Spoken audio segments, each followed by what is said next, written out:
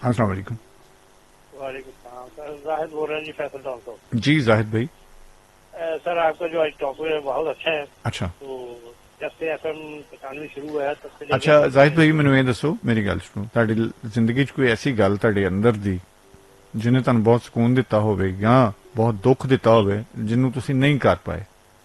जी बिल्कुल मैं उसे करवा रहे ਜੀ हैं ਉੱਥੇ ਹੀ ਆਪਾਂ ਟੈਬ ਸਿਰ ਆ ਜਾਈਏ ਤੇ ਹੋਰ ਵੀ ਦੋਸਤ ਨਾਲ ਮਿਲ ਜਾਣਗੇ।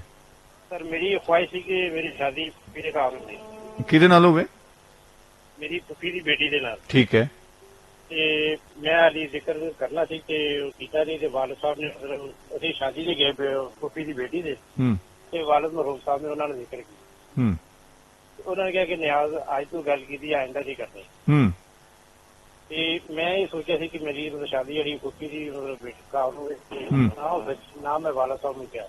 ਹਾਂ ਹਾਂ ਲੇਕਿਨ ਇਤਫਾਕ ਐਸਾ ਬਣਿਆ ਕਿ ਵਾਲਾ ਸਾਹਿਬ ਨੇ ਫੁੱਫੀ ਨਾਲ ਗੱਲ ਕੀਤੀ ਕਿਉਂਕਿ ਭੈਣ ਭਰਾ ਸਨ ਹਾਂ ਤੇ ਭੈਣ ਭਰਾ ਨੇ ਭੈਣ ਨਾਲ ਗੱਲ ਕੀਤੀ ਹਾਂ ਤੇ ਭੈਣ ਨੇ ਕੋਈ ਸਾਫ਼ ਇਨਕਾਰ ਕਰਤਾ। ਹਾਂ ਤੇ ਇੱਕ ਦਿਨ ਵਾਲਾ ਸਾਹਿਬ ਨੇ ਮੈਨੂੰ ਕਿਹਾ ਕਿ ਯਾਰ ਮੈਂ ਤੇਰੀ ਫੁੱਫੀ ਨਾਲ ਗੱਲ ਕੀਤੀ ਤੇ ਉਹਨੇ ਇਨਕਾਰ ਕਰ ਦਿੱਤਾ। ਹੂੰ ਮੈਂ ਕਿਹਾ ਅੱਬਾ ਜੀ ਮੇਰੀ ਵੀ ख्वाहिश ਸੀ ਤੇ ਲੇਕਿਨ ਮੈਂ ਤੁਹਾਡੇ ਨਾਲ ਡਰਦਿਆਂ ਗੱਲ ਨਹੀਂ ਕੀਤੀ ਹੈਗੀ।